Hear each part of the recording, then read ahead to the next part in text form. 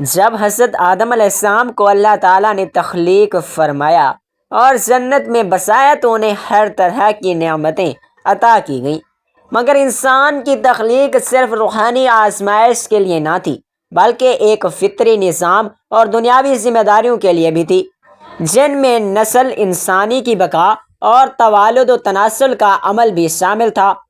حضرت آدم علیہ السلام اور حضرت حوا علیہ السلام کو اللہ تعالیٰ نے بطور میاں بیوی جنت میں بسایا تاکہ انسان کی تخلیق ایک پاکیزہ اور فطری عمل سے ہو اور اسی تعلق کے ذریعے انسان کی افزائش کا آغاز ہو۔ اگرچہ قرآن و حدیث میں صراحت کے ساتھ یہ ذکر نہیں آیا کہ حضرت آدم علیہ السلام کو جنسی عمل کا علم کب اور کیسے ہوا، مگر فطریات اور عقل اس بات کی طرف اشارہ کرتی ہے کہ اللہ تعالیٰ نے حضرت آدم کو نہ صرف دنیا کی چیزوں کا علم عطا کیا بلکہ ان فطری جذبات و احساسات سے بھی آشنا کیا جن پر نسل انسانی کی بقا منحصر ہے۔ قرآن مجید میں سورہ البقرہ کی آیت نمبر 31 میں اللہ تعالیٰ فرماتا ہے وَعِلْمُ آدَمُ الْأَسْمَاءُ كُلَّهَا، یعنی اللہ نے حضرت آدم کو تمام اشیاء کے نام سکھا دیے، اور مفسرین کے مطابق یہ صرف ظاہری نام ہی نہیں بلکہ ان کے خواص، افعال اور استعمالات بھی شامل تھے۔ گویا حضرت آدم علیہ السلام کو اللہ تعالیٰ نے فطری طور پر یہ علم عطا فرمایا کہ نسل کیسے بڑھے گی، عورت اور مرد کا تعلق کیسے استوار ہوگا اور اس تعلق کا مقصد کیا ہوگا۔ بعض روایات کے مطابق جب حضرت آدم علیہ السلام کو حضرت حوا کا ساتھ عطا کیا گیا تو وہ تنہائی اور انیس کے جذبے سے واقف ہوئے اور یہیں سے ازدواجی تعلق کی بنیاد پڑی، جس میں جنسی رجحان بھی ایک فطری جزو تھا۔ علامہ ابن کثیر اور دیگر مفسرین کی تفاسیر میں یہ بات مذکور ہے کہ اللہ تعالیٰ نے حضرت آدم کو وہ تمام علوم سکھائے جو ایک مکمل انسانی زندگی کے لیے ضروری تھے، اور ان میں ازدواجی زندگی اور جنسی تعلق بھی شامل تھا۔ یہ علم نہ تو کسی حیوانی ذبلت کا نتیجہ تھا، نہ ہی کسی گناہ یا شیطانی سوچ کا مظہر، بلکہ ایک فطری پاکیزہ اور مقدس عمل تھا جو کہ نسل انسانی کے تسلسل کے ناگزیر تھا۔ حضرت آدم علیہ السلام کو حضرت حوا کے ذریعے انیس ملی، محبت ملی، اور اس محبت میں وہ کشش بھی تھی جو کہ میاں بیوی کے درمیان ایک جائز اور فطری تعلق کا سبب بنتی ہے، اور یہی تعلق جب جنت سے نکل کر زمین پر منتقل ہوا تو اس کے تمام تقاضے بھی ساتھ ہی چلے آئے۔ حضرت آدم علیہ السلام جب زمین پر اتارے گئے تو انہیں نہ صرف زراعت، کھیتی باڑی اور لباس کا شعور دیا گیا بلکہ انہیں ازدواجی زندگی کو قائم رکھنے کے اصول و ضوابط بھی سکھائے گئے۔ نسل انسانی کے آغاز کے لیے اللہ تعالیٰ نے حضرت آدم اور حضرت حوا کے درمیان وہ قدرتی کشش پیدا کی جو ہر انسان کے اندر فطری طور پر موجود ہوتی ہے، اور اسی کشش سے جسمانی تعلق کی ابتدا ہوئی، اور پھر اللہ تعالیٰ نے ان کے بطن سے نسل انسانی کی تخلیق فرمائی۔ مفسرین کے مطابق حضرت آدم علیہ السلام کو یہ علم بذریعہ وحی و الہام یا فطری وجدان کے ذریعے عطا کیا گیا، کیونکہ وہ پہلے انسان اور نبی تھے، اور اللہ تعالیٰ کا یہ طریقہ ہمیشہ سے رہا ہے کہ اپنے انبیاء کو وہ ہر اس علم سے بہرہ مند کرتا ہے جو انسانیت کی رہنمائی کے لیے ضروری ہو۔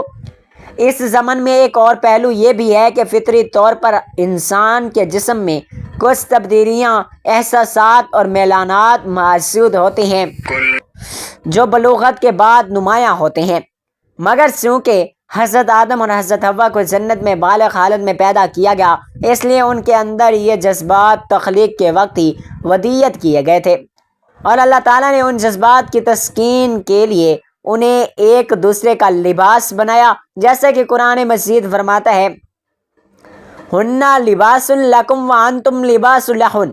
لباس کا مفہوم نہ صرف جسمانی پردہ ہے بلکہ قلبی، جذباتی اور جنسی تعلق کا استعارہ بھی ہے۔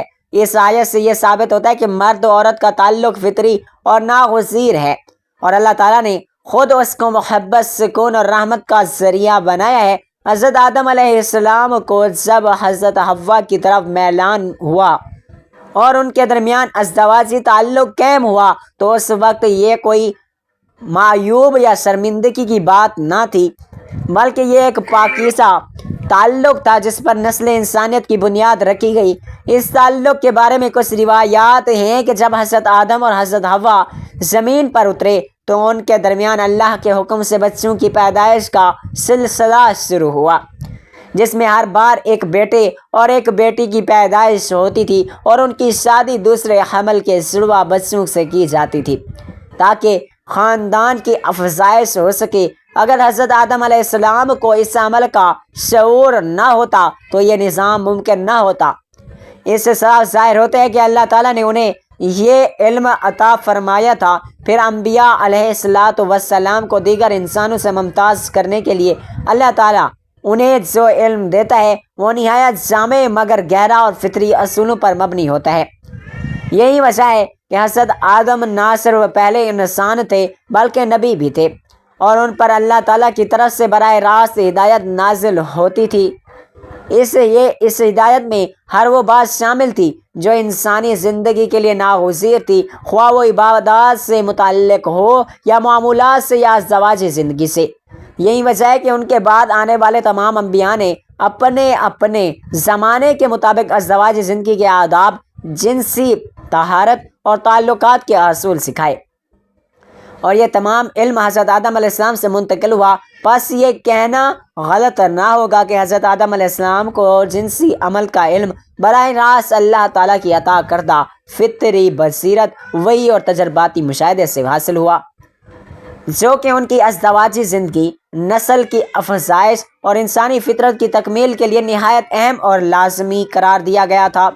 اور یہ علم محض حیوانی ذبلت کا نتیجہ نہیں تھا بلکہ اللہ کی طرف سے سکھایا گیا ایک باوقار، مقدس اور شعوری عمل تھا جو انسان کی پیدائش، خاندان کے قیام اور معاشرتی نظام کے تسلسل کے باعث بنا۔ اور اس علم کے ذریعے انسان آج بھی اپنی نسل کو آگے بڑھا رہا ہے، اور اسی علم کی بنیاد پر اسلامی تعلیمات نے جنسی تعلق کو نکاح کے مقدس بندھن میں باندھ کر اسے عبادت کا درجہ دے دیا ہے، جس کی ابتدا خود حضرت آدم علیہ السلام کی زندگی سے ہوئی۔ نسل انسانی کے وجود میں آنے سے پہلے 2000 قبل رب العزت نے کائنات کو تخلیق فرمایا، زمین پر جنات کو حکمرانی دی جو آگ سے پیدا کیے گئے تھے اور آسمانوں پر نور سے پیدا کیے گئے تھے۔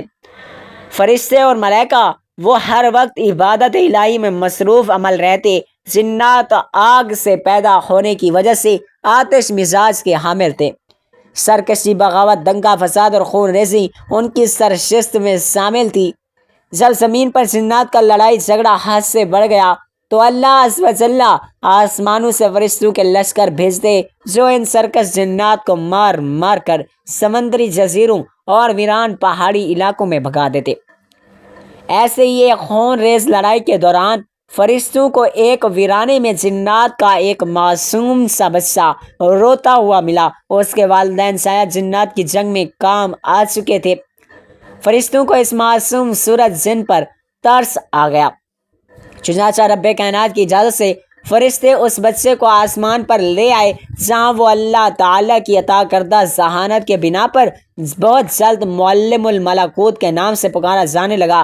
سعید بن مسیب فرماتے ہیں کہ یہ آسمانی دنیا میں فرشتوں کا سردار تھا۔ ایک صبح کا ذکر ہے کہ فرشتے ہنستے ہنستے معمول عبادت الہی میں مصروف تھے کہ اچانک عرش الہی سے ایک حکم فضا میں بلند ہوا، میں زمین پر اپنا نائب بنانے والا ہوں۔ فرشتے رب عزت کے اس فیصلے پر حیران اور متعجب ہوئے۔ عرض کیا، اے ہمارے رب، ایسے شخص کو کیوں پیدا کرتا ہے جو زمین پر فساد کریں اور خون بہائیں، اور ہم تیری تسبیح، حمد اور پاکیزگی بیان کرنے والے ہیں۔ اللہ تعالیٰ نے فرمایا، جو میں جانتا ہوں تم سب نہیں جانتے ہو۔ حضرت قتادہ فرماتے ہیں کہ فرشتوں کو اس بات کا علم ہے کہ انسان دنیا میں فساد و خون ریزی کریں گے۔ اس طرح ہوا کہ وہ دنیا میں جنات کے فساد اور خون خرابے سے خود ہی واقف تھے۔ حضرت عبداللہ بن عمر رضی اللہ تعالیٰ عنہ فرماتے ہیں کہ جنات حضرت آدم علیہ السلام سے 2000 سال پہلے سے آباد تھے، اور جب وہ خون ریزی کرتے تو اللہ تعالیٰ ان کو سرکوبی کے لیے فرشتوں ہی کو بھیجتے تھے۔ ابن ابی حاتم رحمۃ اللہ علیہ نے حضرت ابو جعفر باقر سے روایت کیا اور حضرت ابن عباس رضی اللہ تعالیٰ عنہ سے بھی اس طرح کی بات معقول کی، اور یہ بھی کہا گیا ہے کہ انہوں نے لوح محفوظ سے اطلاع پائی تھی، اور یہ روایت بھی ہے کہ یہ بات فرشتوں کو ان کے دو ساتھی فرشتوں ہاروت و ماروت نے بتا دی تھی، اور ان دونوں کو یہ بات اوپر والے فرشتے سجل نے بتائی تھی۔ قرآن کریم میں حضرت آدم علیہ السلام کا ذکر، حضرت آدم علیہ السلام کا نام قرآن کریم کی 9 سورتوں کی 25 آیات میں آیا ہے۔ سورۃ البقرہ میں 5 جگہ، سورۃ العمران کی 2 آیات میں، سورۃ المائدہ کی 1 آیات میں، سورۃ الاعراف کے 7 آیات میں، سورۃ الاسراء کی 2 آیات میں، سورۃ الکہف اور سورۃ المریم کی 1 جگہ، سورۃ طٰہٰ میں 5 مقامات پر، اور سورۃ یاسین میں 1 جگہ، سورۃ البقرہ، سورۃ الاعراف، سورۃ الاسراء، سورۃ الکہف اور سورۃ الطٰہٰ میں نام اور صفات دونوں کے ساتھ، اور حجر میں سورۃ الفقر صفات کے ساتھ ذکر کیا ہے، جبکہ سورۃ العمران، سورۃ المائدہ، سورۃ المریم، سورۃ یاسین میں ضمنی طور پر نام لیا گیا ہے۔ تمام نعمتیں اور آسائشیں ہونے کے باوجود حضرت آدم علیہ السلام نے جب جنت میں تنہائی اور اجنبیت محسوس کی تو اللہ پاک نے حضرت اماں حوا کو پیدا فرمایا۔ محمد بن اسحاق حضرت ابن عباس سے روایت کرتے ہیں کہ حضرت آدم علیہ السلام سو رہے تھے کہ اللہ پاک نے ان کی چھوٹی پسلی سے حضرت حوا علیہ السلام کو پیدا فرمایا۔ جب حضرت آدم علیہ السلام نیند سے جاگے تو دیکھا کہ ان کے پاس ایک ایسی مخلوق لیٹی ہے جو ان سے کچھ زیادہ مختلف نہیں ہے۔ تفسیر ساوی شورا اور رزاق پر لکھا ہے کہ جب حضرت آدم علیہ السلام نے اپنی جیسی خوبصورت مخلوق کو اپنے پاس لیٹا دیکھا تو ان کی طرف دست مبارک بڑھانے کا ارادہ فرمایا، تو فرشتوں نے عرض کی کہ ٹھہر جائیں، پہلے ان کا مہر ادا کریں۔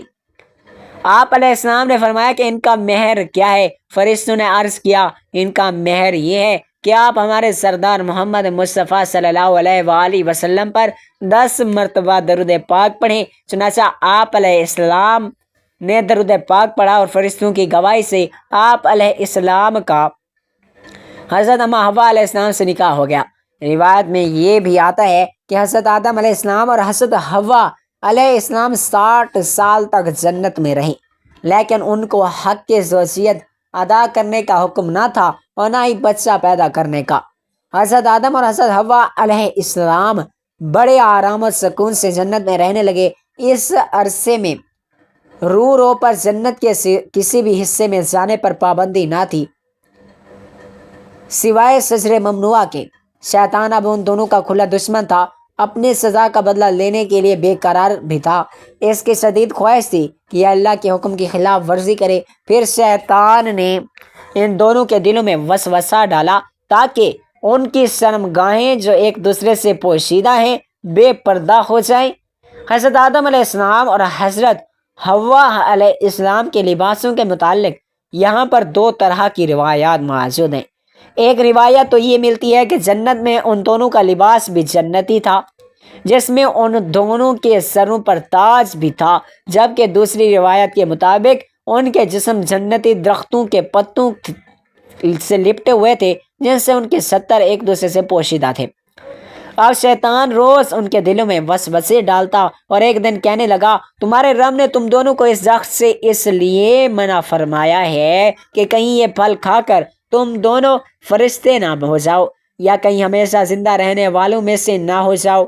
شیطان کی یہ شیطانی اور بہکاوی باتیں سن کر حضرت حوا سوچنے پر مجبور ہو گئی۔ آخرکار شیطان کی مسلسل کوششیں اور سازشیں رنگ لے آئیں۔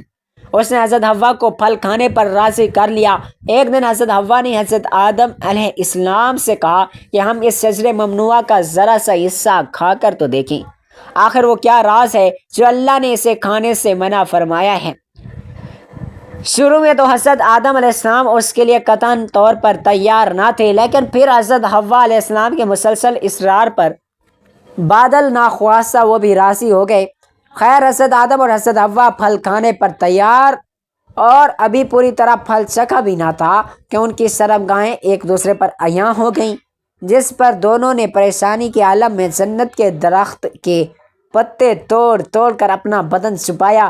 اللہ نے دونوں کو پکارا اور فرمایا کہ کیا میں نے تم کو منع نہیں کیا تھا؟ کہ اس درخت کا پھل نہ کھانا اور شیطان کے ورغلانے میں نہ آنا، یہ تمہارا کھلا دشمن ہے۔ دونوں نے جب اللہ کی پکار سنی تو مارے خوف الہی کے کانپ اٹھے۔ اللہ پاک فرمانے لگا، اب تم دونوں ایک خاص مدت تک زمین پر ہی رہو گے، جہاں تم ایک دوسرے کے دشمن ہوگے، اور وہاں ہی مرنا ہے اور اسی میں سے پھر پیدا ہونا ہے۔ پھر دونوں کو زمین کی طرف روانہ کر دیا گیا۔ روایت میں ہے کہ حضرت آدم علیہ السلام ہند میں جبکہ حضرت حوا کو جدہ میں اتارا گیا۔ دونوں ایک دوسرے کو ڈھونڈنے لگے لیکن ایک دوسرے کو ڈھونڈنے نہ پائے۔ حضرت سعدی لکھتے ہیں کہ حضرت آدم علیہ السلام جب ہند میں اترے تو ان کے پاس حجر اسود اور جنت کے درختوں کے پتے بھی تھے جن کو انہوں نے زمین پر پھیلا دیا۔ حضرت ابن عباس سے مروی ہے کہ حضرت جبرائیل علیہ السلام حضرت آدم علیہ السلام کے پاس آئے اور گندم کے 7 دانے ساتھ لائے۔ حضرت آدم نے پوچھا، یہ کیا ہے؟ عرض کیا، یہ اس درخت کا پھل ہے جس سے آپ کو روکا گیا تھا لیکن آپ نے تناول فرما لیا۔ فرمایا، تو اب میں اس کا کیا کروں؟ عرض کیا، ان کو زمین میں بو دیجیے۔ حضرت آدم علیہ السلام ایک طویل عرصے تک اللہ تعالیٰ کی بارگاہ میں روتے رہے۔ ایک دن اللہ پاک کو حضرت آدم علیہ السلام کی گریہ و زاری پر رحم آیا تو اللہ پاک نے حضرت جبرائیل علیہ السلام کو بھیجا کہ آدم کو جا کر معافی کی خوشخبری سنا دو۔ حضرت آدم خوشی سے سرشار اور بارگاہ خداوندی میں سرپا سجود ہو کر رو کر بجا لائے۔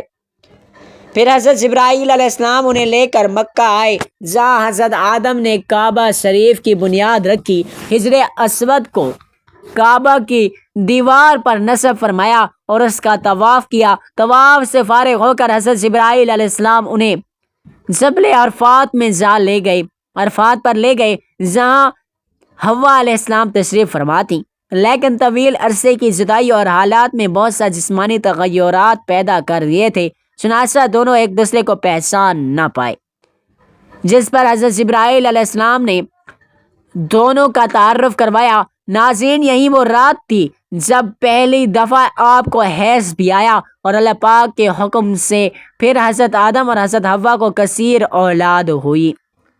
تو ناظرین، خناس کے بارے میں یہ لکھا ہے کہ جب آدم علیہ السلام اور حوا کو زمین پر اتار دیا گیا اور آدم علیہ السلام ایک جگہ باہر گئے، آپ کام کاج کے لیے، کھیتی باڑی کے لیے، تو شیطان گھر پر پہنچا اور ساتھ اس کا ایک بچہ ہے۔ یہ خناس تھا تو اماں حوا سے کہا کہ آپ اپنے گھر میں ہیں، اس کو رکھ لیجئے، میں ذرا سفر پر جا رہا ہوں، کچھ دن یہ آپ کے پاس رہ لے، ذرا حفاظت کیجیے گا۔ کہ ٹھیک ہے، ظاہر ہے کہ وہ جنتوں کے اندر راہ و رسم تو تھے، اور جب اقتاب ہوا تو سارے زمین پر گرے، بھلے وہ اس کی وجہ سے ان کو نقصان پہنچا، اس کے ساتھ رکابت تھی، لیکن ظاہر ہے کہ جب زمین پہ آئے تو آدم ہے، حوا ہے اور یہ شیطان ہے، اور دوسرا ہے کوئی نہیں، تو ظاہر ہے پھر بھی ہیلو ہائے ہو گئی تو راہ و رسم ہوئے۔ تو کراس نے خناس کو وہاں ٹھہرا دیا کہ شیطان چلا گیا۔ اس کے بعد آدم علیہ السلام جب شام میں پہنچے ہیں تو پوچھا، یہ کون ہے؟ کہا کہ وہ ابلیس آیا تھا، کہا کہ میرا بچہ ہے، میں ذرا کسی جگہ جا رہا ہوں، اس کا ذرا خیال رکھنا۔ آپ نے کہا، تو جانتی نہیں کہ ابلیس دشمن خدا بھی ہے اور یہ ہمارا دشمن بھی ہے؟ اسی بدبخت نے تو ہمیں جنتوں سے نکلوایا، یہ بدبخت تو ہمارا دشمن ہے، اور اس کے بچے کو تم نے گھر میں ٹھہرا دیا۔ آپ نے اس کو پکڑا اور اس کو قتل کر دیا، قتل کر کے اس کے ٹکڑے ٹکڑے کر کے دور جا کے پہاڑ کے اوپر پھینک دیے اور واپس آ گئے۔ اس کے بعد اگلے دن پھر آپ اپنے کام پہ چلے گئے۔ ابلیس پہنچ گیا، کہنے لگا، اماں حوا، میرا بیٹا کہاں ہے، میرا بچہ کہاں ہے؟ تو وہ توکل آدم تو جناب بڑے غصے ہوئے اور غصے میں اسے قتل کر کے وہ تو پھینک دیے گئے، اور اگلے اس کے ٹکڑے۔ ابلیس نے کہا ہے، اچھا، اسے وہاں سے آواز لگائی، خناس خناس آواز لگائی تو یہ بولا او اڑتا ہوا پہنچ گیا، کہا کہ دیکھو اب اس کا خیال کرنا، میں پھر جا رہا ہوں، اب اس کو کوئی تکلیف نہ پہنچے۔ ابلیس چلا گیا۔ اب آدم علیہ السلام جب پھر گھر پہنچے تو دیکھتے ہیں کہ پھر وہیں کہنے لگے، یہ پھر تم نے رکھ لیا۔ اماں حوا کہنے لگی، کیا کروں، وہ ابلیس آیا تھا اسے آواز لگائی، یہ خناس پھر زندہ سلامت ہو کے سامنے آ گیا۔ آدم علیہ السلام نے کہا اچھا۔ آپ نے اس کو پکڑا اور اس کو جلا دیا۔ جب اس کو جلایا بالکل راکھ بن گیا اور راکھ کو آپ نے جا کے اڑا دیا۔ کہا کہ بھوئی اس کا قصہ ہی ختم، یہ دشمن خدا یا ہمارے ساتھ ایسا کر رہا ہے اور وہاں جنتوں سے ہمیں نکلوایا ہے۔ اس کے بعد پھر ابلیس پہنچا، کہا میرا بیٹا کہاں ہے؟ کہا جی اس کو تو جلا کے راکھ کر دیا گیا ہے اور راکھ کو تو اڑا دیا گیا ہوا۔ ابلیس نے کہا اسے، پھر وہاں سے آواز لگائی کہ خناس خناس۔ وہ بولا جی لبیک حاضر ہوں، اور وہاں پہنچ گیا۔ اور ابلیس نے کہا دیکھو اب اس کا خیال رکھنا، آئندہ ایسا نہ ہو۔ پھر چلا گیا۔ آدم علیہ السلام واپس آئے، دیکھا پھر وہ موجود ہے۔ کہنے لگے یہ کیا ماجرا ہے؟ حوا نے کہا کہ وہ آیا تھا ابلیس، اس نے اس کو آواز لگائی، یہ زندہ سلامت پھر آگ موجود ہوا۔ یہ اللہ تبارک و تعالیٰ کے فیصلے ہیں۔ ظاہر ہے کہ ابتدائے کائنات ہو رہی ہے، تخلیق کائنات ہے، ایسے عجائب و غرائب اللہ تبارک و تعالیٰ کے لوح محفوظ میں ظاہر ہو رہے ہیں۔ آدم علیہ السلام نے اس کو ذبح کیا، کیونکہ اس کو دیکھا تو بھیڑ کی شکل میں، ایک بھیڑ کے لیلے کی شکل میں ہے۔ آپ نے اس کو ذبح کیا، ذبح کر کے اس کا گوشت پکا کے کھا لیا۔ انہوں نے کہا بس اس کا اب قصہ ختم ہوا۔ جب کھا لیا، اب جب ابلیس آیا، کہا کہ میرا بچہ کہاں ہے، کہ میرا بچہ کہاں ہے؟ انہوں نے کہا جی وہ تو ذبح کر کے پکا کے کھا بھی گئے ہیں۔ ابلیس نے آواز لگائی خناس خناس، آواز لگائی تو آدم علیہ السلام کے اندر سے آواز آئی کہ میں یہاں ہوں، میں یہاں ہوں، لبیک میں یہاں ہوں۔ اس پر ابلیس خوش ہو گیا، کہا کہ میں یہی چاہتا تھا، اسی جگہ بیٹھے رہنا، یہاں سے نکلنا نہیں، کیونکہ یہی تیرا مقام تھا۔ میں یہی چاہتا تھا کہ آدم جو ہے کسی بھی طریقے سے تجھے اپنے قلب کے اس مقام پہ بٹھا لے، کیونکہ یہی تیرا مقام متعین کیا گیا ہے، اور یہی بیٹھ کر تو اس کو اور اس کی ذریت کو وسوسے ڈال کر تباہ کرنا۔ یہ وہ خناس ہے، اس طریقے سے ہمارے قلب کے بائیں طرف بٹھایا گیا۔ اب اس کی ذریت اور نسل اسی طریقے سے آگے چلتی جائے، یہاں تک کہ حدیث میں آتا ہے کہ جب شیطان نے یہ بات منظور کروائی کہ آدم علیہ السلام کی ذریت ہے، رب ذوالجلال آپ نے اتنی پیدا کرنی ہے، آپ میرے بارے میں کیا حکم ہے؟ تو اللہ تبارک و تعالیٰ نے فرمایا تیرے ساتھ میں یہ وعدہ کرتا ہوں، آدم کی ذریت میں اگر ایک پیدا کروں تو تیری ذریت کے اس وقت 9 پید ہوں گے، لہٰذا انسان کی شیطان کے ساتھ ایک اور 9 کی نسبت ہے۔ جب ایک انسانی بچہ پیدا ہوتا ہے تو شیطان کے اس وقت 9 بچے پیدا ہوتے ہیں۔ اب وہ 9 بچے گویا کہ اس بچے کے پیچھے لگ جاتے ہیں اور اس کو گمراہ کرنے کے لیے شروع ہو جاتے ہیں۔ اب آپ اس کی نسبت کا اندازہ کر لیجئے، کتنے شیاطین ہیں، کتنے ابلیس کے بچے ہیں کہ جو آدم کی ذریت کو گمراہ کرنے پر تلے ہوئے ہیں۔ اس طریقے سے یہ خناس جو ہے، یہ وہ خناس ہے جو وسوسے ڈالتا ہے جو قلب کے بائیں طرف۔ تو اللہ تبارک و تعالیٰ نے ایک فرشتے کا انتظام بھی کر دیا تاکہ آدم علیہ السلام کی ذریت محفوظ ہو۔ فرشتہ اس کو نیکی کی تقویت دے، نیکی اس کو سپورٹ کرے، اور ابلیس جو آزادی کے ساتھ اس کو گناہ کی طرف لے کر جائے۔ اب یہ بندے پر ہیں کہ بندہ اپنے اوپر کے جب نیکی کے ماحول کو اپنے اوپر غالب رکھتا ہے تو اللہ تبارک و تعالیٰ کی اطاعت کی طرف متوجہ رہتا ہے، اپنے نفس کی گردن پر قدم رکھ کے نفس کے گھوڑوں کو بے لگام ہونے سے روکتا رہتا ہے، تو اللہ تبارک و تعالیٰ اس کو خیر کی، گویا کہ خیر کا جو موقع دے اس سے نیک اعمال صادق کرواتا ہے۔ اللہ تبارک و تعالیٰ سے دعا ہے کہ اللہ تبارک و تعالیٰ نیک اعمال کرنے کی توفیق عطا فرمائے اور ہمارا خاتمہ ایمان پر فرمائے۔ آمین ثم آمین۔